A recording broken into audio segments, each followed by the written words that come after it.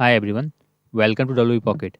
In today's video, I will show you steps to update PHP version in your HostGator account. To start the process, log in into your HostGator account, then click Launch cPanel button to open the cPanel.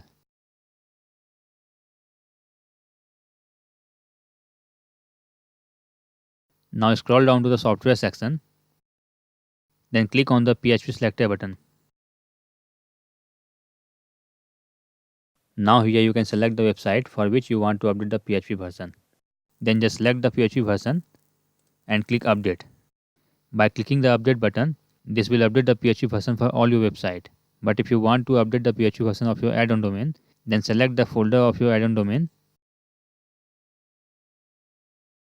Now select the PHP version from the drop-down menu and click the update button.